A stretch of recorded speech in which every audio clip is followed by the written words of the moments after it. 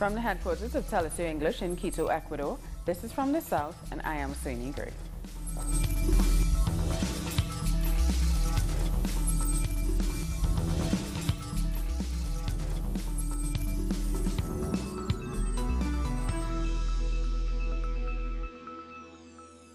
Just one day after Peru's president threatened to close down Congress, lawmakers say they will approve his 4 political reforms so that they can go to a referendum in October. Congress achieved in one morning what it couldn't do in 40 days. It gave the nod to one of the 4 law reform proposals and committed to have the entire reform package read by October the 4th. The plea doesn't change the constitutional frame. However, we have agreed to invite the Ministry Council President to Wednesday's session so he can come and raise his matter of trust.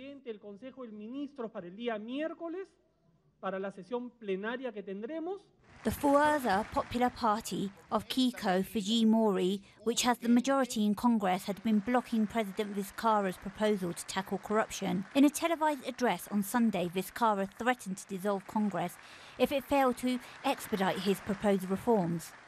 Of all 4 projects, not one has a verdict, not one in 40 days. On the contrary, we have seen congressmen trying to delay and distort the projects with absurd modifications that, if approved, will render them useless and even harmful to the country.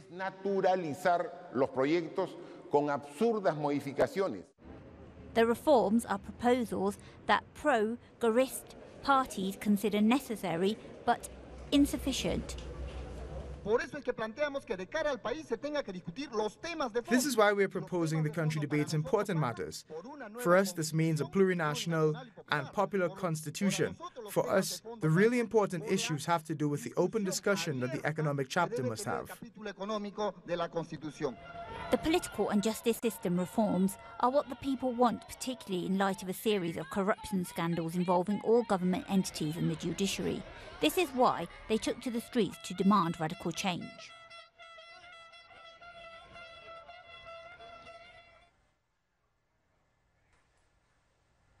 A court in Argentina has ordered the pre-trial detention of the former president, Cristina Fernández de Kirchner. However, she will remain out of jail because of her status as a senator, which grants her immunity. The judge accuses Fernández of being involved in a bribery network that allegedly took place during her term in office. However, before any arrest can be made, the Senate would have to vote to lift her immunity. Many believe this is just another example of the political persecution of a progressive Latin American leader. Okay, so we're going to go to a break. See you in a minute.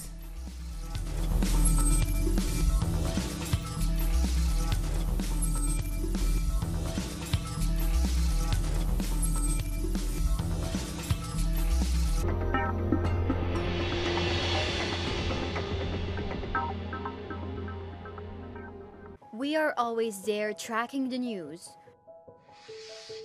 We seek equality. We defend the truth. It's a hard job, but we are not alone. We count on a new ally. Our actions have an impact on the environment. It's our responsibility to change for the sake of our planet. Let's be part of this transition. Watch, preserve, and protect your green zone. Wednesdays, only on Telesur. The Pakistani journalist Tariq Ali examines the mass media influence promoted by imperialism. Get access to the analysis of the socio-economic and political life of the whole South America on our screen and platform in English.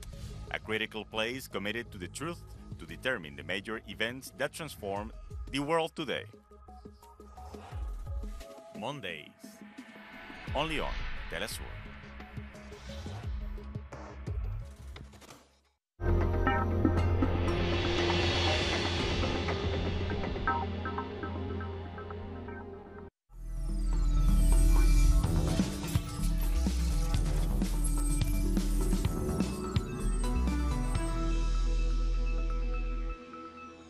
Welcome back. Going back to an earlier story, a court in Argentina has ordered the pre-trial detention of the former president, Cristina Fernández de Kirchner. However, she will remain out of jail because of her status as a senator, which grants her immunity. The judge accuses Fernández of being involved in a bribery network that allegedly took place during her term in office. However, before any arrest can be made, the Senate would have to vote to lift her immunity. Many believe this is just another example of the political persecution of a progressive Latin American leader. Our correspondent in Buenos Aires, Agado Esteban, has more on the charges facing Senator Fernández. As we expected, Judge Claudio Bonadío has ordered the preventive detention of the former president and current senator, Cristina Fernández de Kirchner, for her alleged involvement in a bribery scandal. The investigation relates to the so-called notebook scandal. Some businessmen and more than a dozen officials from the government of former President Cristina Fernández have also been named in the case. This is seen as a political persecution against the former president by the justice system, particularly by Judge Bonadío. Senators and political groups have different views on this issue, but it seems there will be no action to lift her immunity until the judge gives a concrete ruling and produces evidence of the accusation he's making. So the current senator, Cristina Fernández de Kirchner, will continue to enjoy her parliamentary privilege. Meanwhile, the president of Bolivia, Evo Morales, is showing his support for Fernández de Kirchner. The president sent out a tweet saying he rejects the judicial harassment against her. He added that the oligarchy wants to imprison and silence her, but this will not diminish the love of millions who see her as their only hope. And the accusations against the former Argentinian leader come as the government of Mauricio Macri presented its 2019 draft budget to Congress. Macri hopes to achieve a zero deficit by next year, which is in line with the demands of the International Monetary Fund. Following the announcement, the country's currency, the peso, rose slightly.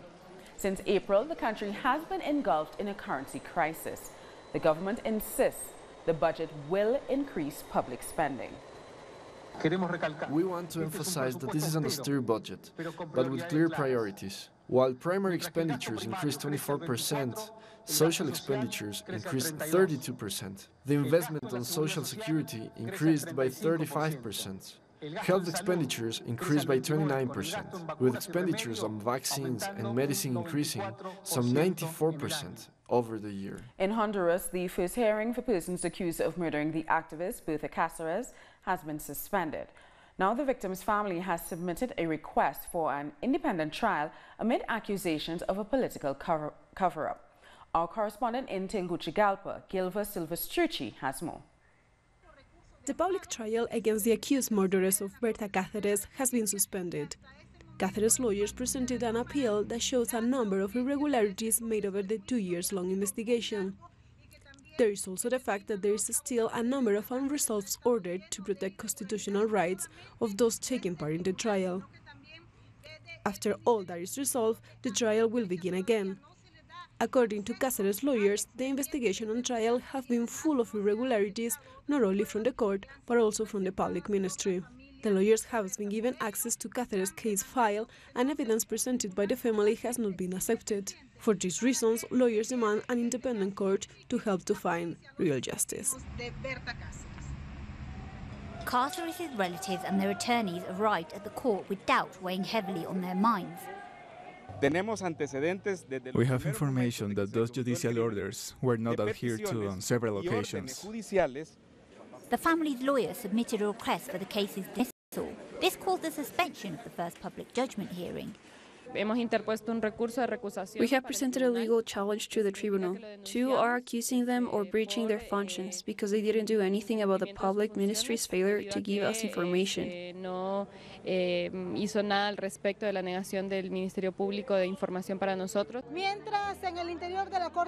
Meanwhile, in the Supreme Court of Justice, the judgment was delayed. On the outskirts of the Lenca community, there have been attacks on Cáceres supporters.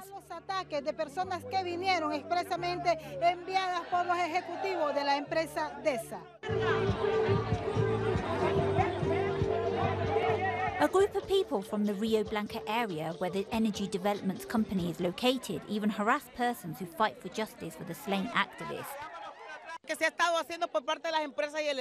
The state and the companies has been instigating discord, but I want to publicly state that these people from the company DASA came to tell us that we are slaves.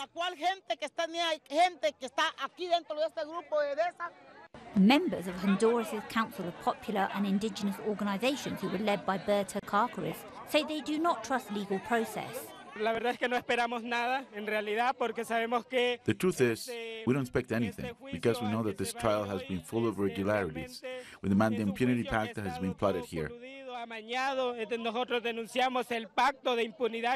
The hearings won't resume until the court resolves the matter of the application submitted on behalf of Cáceres' relatives. The worst of the fighting is over in Nicaragua, but the number of deaths continue to rise. A craftsman who spent the last 3 months in hospital after being shot died on Monday. Mourners carried his casket through the streets of Masaya, one of the cities worst hit by the violence. His family claims that getting him medical treatment was difficult because he was labeled an anti-government protester. According to Brazil's electoral court, former President Dilma Rousseff can be a candidate for the Senate. With 4 votes in favor and 3 against, a court in Minas Gerais decided to authorize her registration as a candidate. By doing so, the court dismissed petitions that claim Rousseff lost her political rights after being impeached in 2016. Such a ruling would have instead banned her from politics for 8 years. Rousseff celebrated the decision on her Twitter. And the presidential candidate for the Brazilian Workers' Party, Fernando Haddad, visited the former president, Lula da Silva, in prison. He says Lula is delighted with the way the campaign is proceeding despite being barred from standing. Lula repeated that he will not trade his dignity for his freedom. He is convinced that the higher courts in Brazil and international bodies will find him innocent of the charges he was convicted of, because there is no proof. In fact, there isn't evidence that a crime was committed. In addition to that, he praised our campaign and its priorities focused on workers' interests, jobs, and education. It is the second day of the new school term in Venezuela. President Nicolas Maduro on Monday touted the benefits of the public education system, and he also called for migrants abroad to consider the benefits of returning to the country. We must learn to appreciate what we have. I'm reminded of the old adage, you don't know what you have until you lose it. I say this so all of us can start appreciating the effort our government makes to guarantee free and quality public education for all Venezuelan students. The effort we make to maintain social programs. I ask those migrants who've returned, who live through hardships and in slave-like conditions for months in Peru, Argentina, Colombia. Did you see social programs like ours over there? Did your kids receive free books, free backpacks, free uniforms and food? I'm sure they didn't, which makes our nation stand out. During an exclusive interview with Telesur, Cuba's President Miguel Díaz-Canel says Cuba wants dialogue with the United States, but it will not accept conditions. You cannot have dialogue where one side puts conditions on the other, where you have to give up your sovereignty and your independence. You cannot have talks where one side demands you accept their agenda, and that is what the United States has been doing for years. Haiti's Prime Minister Jean-Henri Séan and his cabinet have been sworn in. The new government was ratified with 84 votes in favor, 5 against and 4 abstentions. On Twitter, Séan asked Haitians to join forces for the happiness of the country. Our correspondent in Port-au-Prince, Daisy Toussaint, has more. President Jovenel Moïse led the swearing-in of Prime Minister Jean-Henri Sent and the rest of his cabinet. Moïse said he has great expectations for them to help bring Haiti out of the ongoing crisis it's going through. Sent came to power after former Prime Minister Jacques-Guy Lafontaine resigned back in July in the midst of heavy protest against the increase of fuel prices. During a presentation of his policies, Prime Minister Sent said the main pillars of his administration will be to fight corruption and smuggling. He promised to help bring to justice those responsible for the Petro-Caribe embezzlement scandal. He also said he will help people get better access to healthcare and education and develop systems so that people don't feel the need to migrate. sent hopes to rebuild people's trust in the government. Trinidad and Tobago's new Commissioner of Police is vowing to crack down on rogue police officers. It comes after police officers were fingered in a major kidnapping that gripped the country's attention for weeks. The commission vowed there would be no cover-up of officers involved in wrongdoing. He said the police service must instead fight for the rights of law-abiding citizens. Any police officer that is held for any situation that is illegal, unethical, and it is outside of their role and function as a police officer that affects you, the citizen, we intend to deal with it. From January 1st, 2019, Jamaica's government will institute a ban on the importation of styrofoam and all single-use plastics. The historic move is part of a phased process of reducing the country's use of plastics and plastic-based products. They also hope to regulate specific categories of plastic packaging materials. Minister with responsibility for the environment, Darrell Vaz, made the announcement on Monday evening. As of January 1st, 2019, the government will impose a ban on the import, manufacture, distribution, and use of all single-use plastic carrier bags with the dimensions at and below 24 inches by 24 inches, which includes those bags commonly referred to locally as scandal bags and T-shirt bags, used primarily in the retail and wholesale sectors. Commencing January 1st, 2019, the government will institute a ban on the importation of expanded polystyrene foam, commonly referred to as styrofoam, for use as finished goods in the food and beverage industry. That is, food and beverage containers. In addition to the local manufacture and distribution of polystyrene foam for use as finished goods in the food and beverage industry will be banned as of January 1st, 2020. We have more news after this break. Stay with us.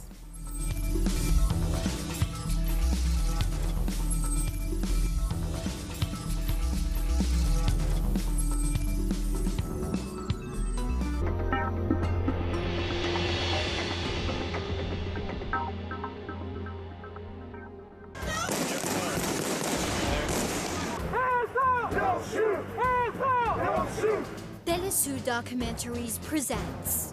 A white man cannot get away with killing a young black man for whatever reason. He ain't have a gun or knife, that's execution style. The Mike Brown Rebellion. Sunday, only on Telesur. Enjoy our programming from Monday to Friday, where you'll find the best information on innovation, conservation, human well-being, and human rights.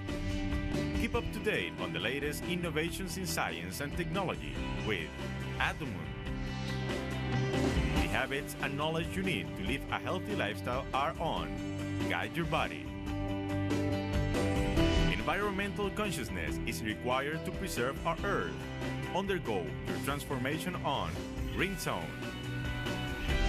We defend the struggles of peoples in resistance fighting for their rights. Between Borders. All about equity, diversity, and respect for identity on By Gender. Every day we feature a wide variety of content. Only on Telesur, the news source from Latin America and the Caribbean. We are present at every event where our nations are staring. We believe in a new global vision, united in every broadcasting. We keep expanding our horizons and working on a closer and better communication. Now, in Grenada, Telesur, the news source from South America and the Caribbean.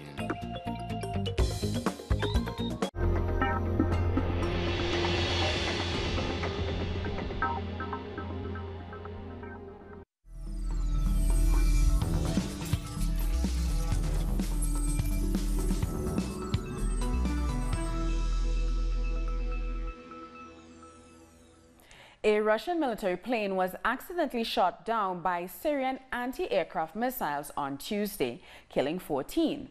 The Russian government says Israel is responsible and has threatened retaliation. According to Russia's defense ministry, Israeli fighter jets mounted sudden air attacks in the area where the plane was working. The Israeli military gave Moscow a 1-minute warning before starting its operations, which did not allow for the downed plane to get to safety.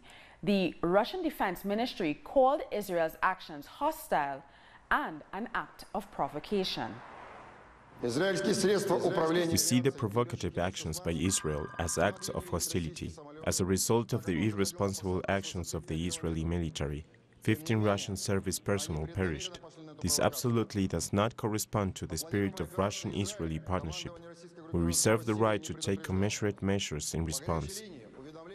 Russia and Turkey have agreed to create a buffer zone in Syria's Idlib province. President Vladimir Putin and Recep Tayyip Erdogan reached an agreement to separate Syrian government troops from rebel forces in part of the Syrian province. All heavy weapons will also be withdrawn from the area. The demilitarized zone will come into force by October 15. We both agree that implementation of the planned steps will give a new momentum to the process of resolving of the Syrian conflict politically, allowing us to intensify work on the Geneva platform, and that will contribute to peace returning to Syrian soil. Together we will ensure the detection and the prevention of provocations by third parties and violations of the agreement. With this aim, Russia and Turkey will carry out coordinated patrols on the borders on both sides of the demilitarized zone, which will be designated. Our correspondent in Moscow, Hansel Oro, has more. Turkish President Recep Tayyip Erdogan met with his Russian counterpart Vladimir Putin in Sochi, Russia, to discuss the situation in the Syrian province of Idlib. They agreed to create a demilitarized zone of about 15 to 20 kilometers. It will be controlled by Turkish and Russian authorities with the goal of mediating negotiations between the armed opposition and the government of Bashar al-Assad, and also to protect civilians from further attacks. The demilitarized zone should be ready by 15 October, and opposition forces have until 10 October to withdraw their weapons from the area. According to Erdogan, the meeting will allow for new opportunities for the Middle East and especially for Syria. A 22-year-old Spanish golf player was murdered on a golf course in Iowa in the United States. According to local police, Celia Barkin was attacked without provocation. They also confirmed that a 22-year-old man has been arrested and charged with the crime. The victim was a student at Iowa University who had won several European championships. Natural disasters have wreaked havoc around the world, so let's take a look at some of them and the other stories making news. Heavy flooding in Nigeria has killed at least 100 people. People in Lokoja were displaced when rainfall submerged their homes on Monday. One man says his family were evacuated without any food. The National Emergency Management Agency confirmed that a national disaster has been declared in 4 states. Bodies continue to be recovered from a landslide after Typhoon Mangkhut hit the Philippines, killing at least 60 people. At least 16 bodies were found in the town of Itogan and dozens more are reported to be buried. The National Disaster Agency confirmed that 65 people are still missing. In various earthquakes in other countries, that after several days or even weeks, survivors were found. So we're still hoping that we can find some. Although time is running out for some, but we have a cooperative weather right now, and I think our rescue people can do their job in due time. Just as the Inter-Korean Summit is underway, a protest against the meeting has taken place in South Korea. Leaders of the 2 Koreas are meeting in Pyongyang, North Korea for the Inter-Korean Summit, much to the dismay of protesters who gathered outside the press center of the summit in Seoul and chanted against their neighbor. One man even called the summit abnormal and stressed that their leader should not be meeting Kim Jong-un. For more on that Korea summit, despite protests, Kim Jong-un is reportedly keen to discuss increasing economic aid from the South. The warm welcome for President Moon Jae-in means that our people are hoping for faster and bigger outcomes, just like the outcomes we have achieved together so far. I think we should not forget the people's hopes and expectations, but have to work at a faster pace and make bigger achievements. If South Koreans get to see North Koreans warmly welcoming us, they will be very proud and touched. They would also think that this summit will bear abundant fruit. The Congress of South African Trade Unions continues in Johannesburg. The General Secretary of the South African Communist Party, Blade Nzimande, lamented the state of the South African economy. He said state revenue is under severe pressure. Debt, class inequalities, unemployment and poverty levels remain high. Is that one of the key challenges that we face at the moment as a country is to dismantle what, as the SACP we have referred to as the networks around the corporate capture of the state, and combat what we refer to as parasitic capitalism, access to state power for purposes of accumulation, not for purposes of serving the interests of our people. And finally, South Africa's top court has ruled that cannabis for private and personal use is legal. In a high-profile case that divided the court, a judge finally ruled that the law banning it is unconstitutional and invalid. Justice Raymond Zondo delivered the unanimous verdict in Johannesburg. And we've come to the end of this news brief. For these and many other stories, you can find them on our website at telus4tv.net/English. And join us on social media, Facebook, Twitter, and Instagram. For Tell Us Your English, I am Soini Gray. Thank you for watching.